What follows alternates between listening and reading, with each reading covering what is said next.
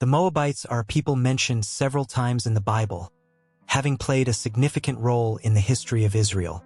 The origin of the Moabites is linked to a narrative that dates back to the time of Abraham and his nephew Lot. Understanding the origin and development of this people helps us to see the sovereignty of God and the fulfillment of his purposes, even in the midst of difficult and controversial circumstances. The origin of the Moabites is recounted in Genesis 19 verses 30 to 38.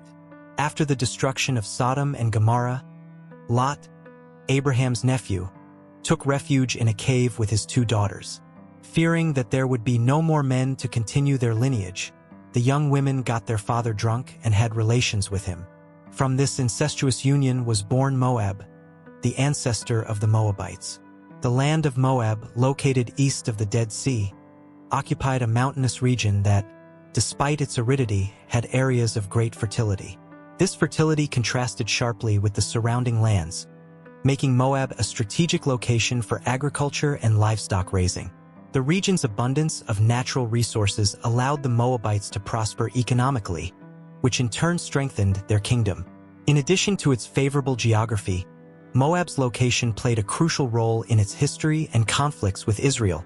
Because the region was on the path of trade routes and the travels of the Israelites during the Exodus, Moab became an inevitable meeting point between the two peoples. This contact created tension, especially since the Moabites saw the Israelites as a growing threat. In Numbers 22, we read about how Balak, king of Moab, tried to curse Israel through the prophet Balaam, fearing the power and influence of the Israelites. The conflicts between Moab and Israel were marked by battles and territorial disputes. The land of Moab was not only a fertile territory, but also a battleground where issues of faith and power played out. The geographical proximity of the two peoples led to a tense and volatile relationship, with Moab often trying to protect its sovereignty and wealth against the perceived threat of Israel. The Moabites maintained a complex and often hostile relationship with Israel, marked by fear, tension, and direct confrontation. One of the most emblematic episodes of this conflict is the account of Balak, king of Moab, who, fearing the growing power of Israel, sought a supernatural way to defeat God's people. In Numbers 22 to 24, we see Balak hiring the prophet Balaam to curse the Israelites. This attempt reveals the deep fear that the Moabites had before the divine power and presence that accompanied Israel. However, God transformed Balaam's planned curse into a blessing, reaffirming his sovereign control over all nations and demonstrating that the power of his blessing could not be reversed by human devices. The conflicts between Moab and Israel were not limited to this episode.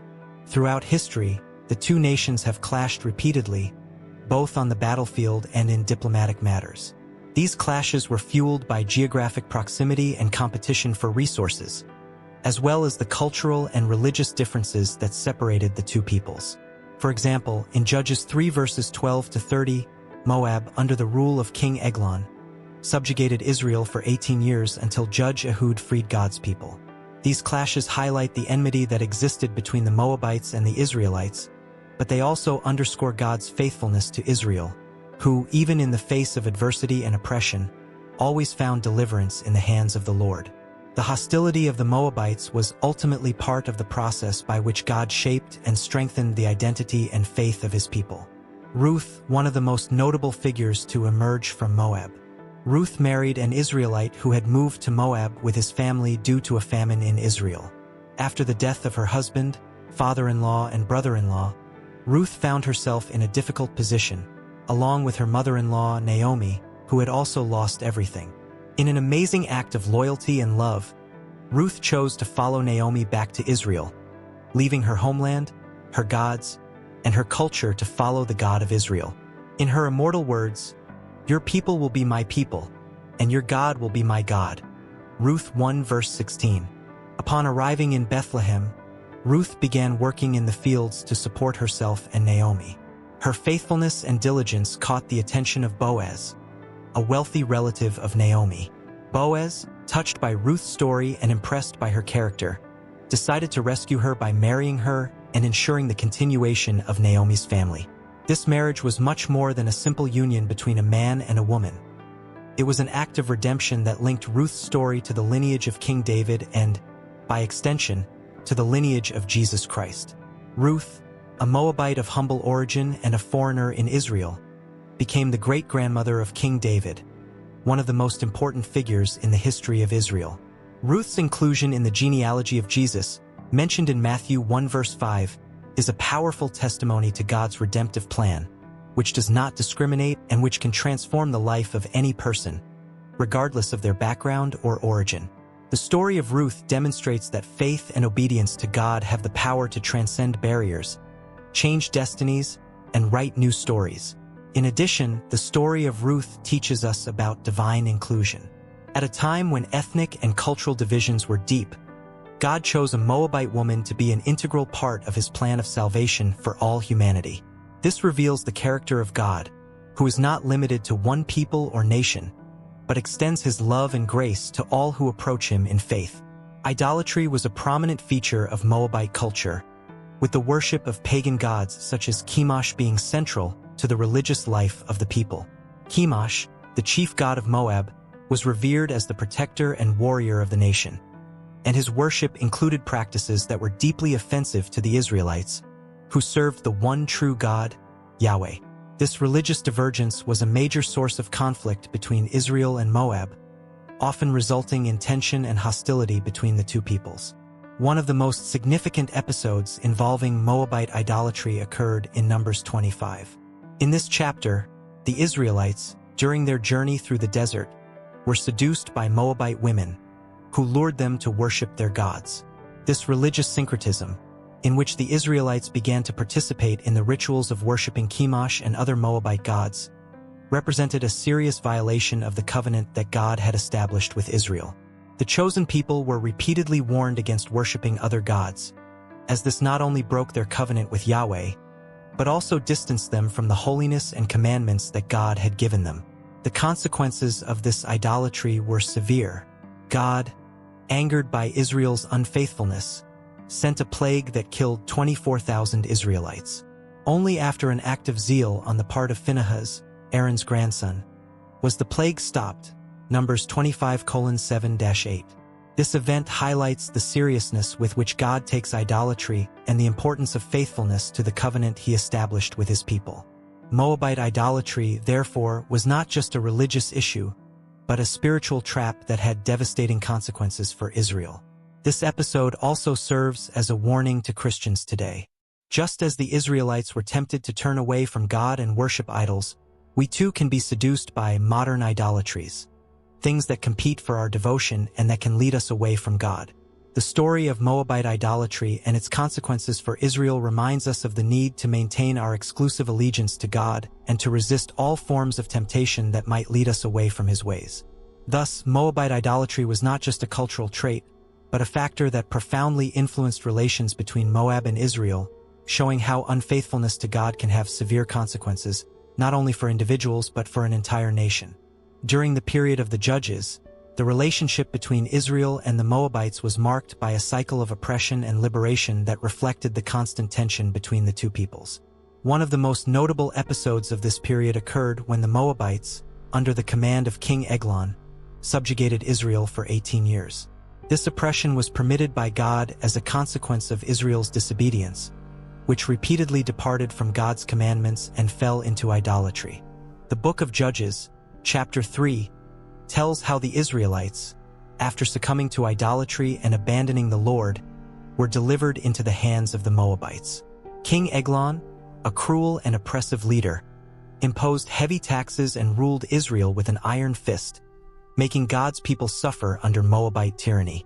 However, as was common in this period, Israel's cry finally reached the ears of the Lord, who, in his mercy, raised up a deliverer.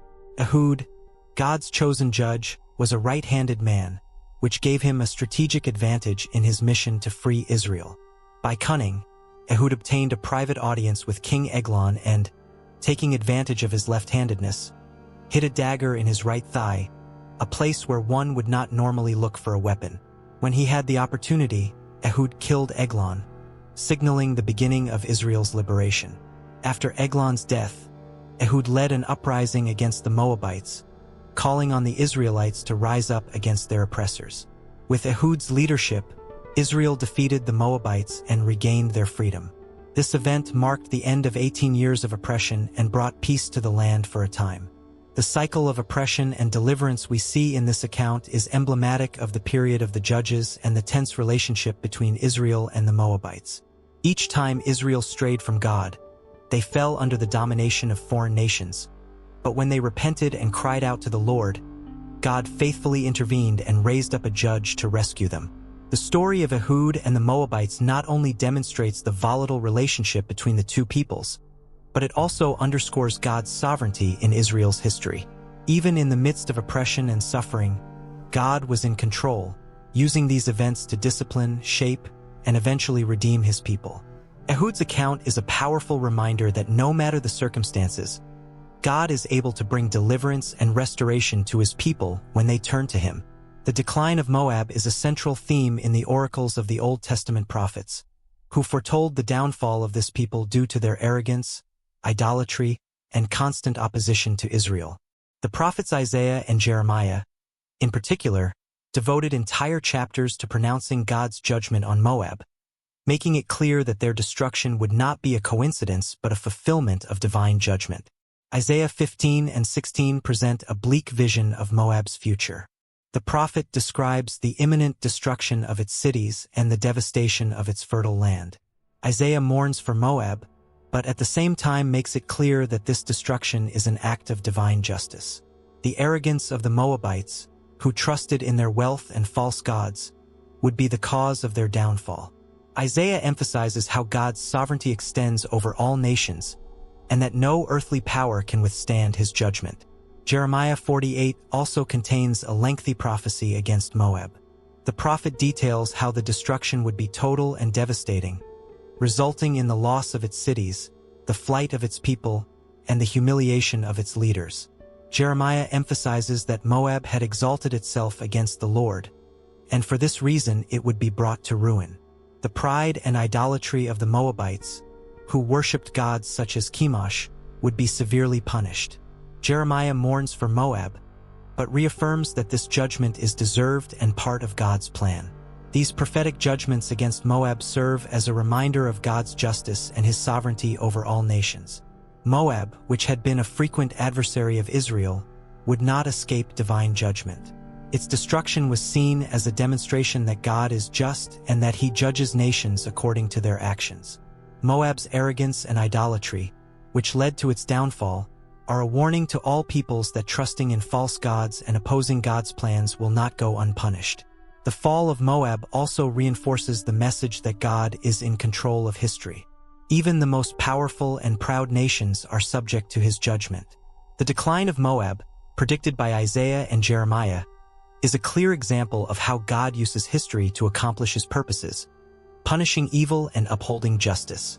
Thus, these prophetic judgments not only narrate the fall of a nation, but also serve as a spiritual lesson for all generations, showing that God is sovereign and that his justice prevails throughout the earth. The history of the Moabites, from their turbulent origins to their prophesied decline, offers valuable lessons about God's sovereignty, the importance of faithfulness, and the consequences of arrogance and idolatry. The complex relationship between Moab and Israel, marked by conflict, oppression, and moments of redemption, reflects the tensions that arise when a nation sets itself against God's plans. Throughout the Old Testament, we see how God, in his justice, does not leave sin unpunished, but also, in his mercy, opens paths to redemption, as in the story of Ruth, the Moabite who became part of the lineage of David and, eventually, of Jesus Christ. The judgments pronounced by Isaiah and Jeremiah against Moab underscore the seriousness with which God takes disobedience and idolatry. Moab, once a prosperous nation, was destroyed because of its rebelliousness and trust in false gods. These accounts are not only chronicles of an ancient people, but they also serve as timeless warnings for us all. They remind us that true security is not found in wealth, power, or idols, but in a faithful relationship with the living God. Today, the territory that was Moab is a region in Jordan, east of the Jordan River and south of the Dead Sea.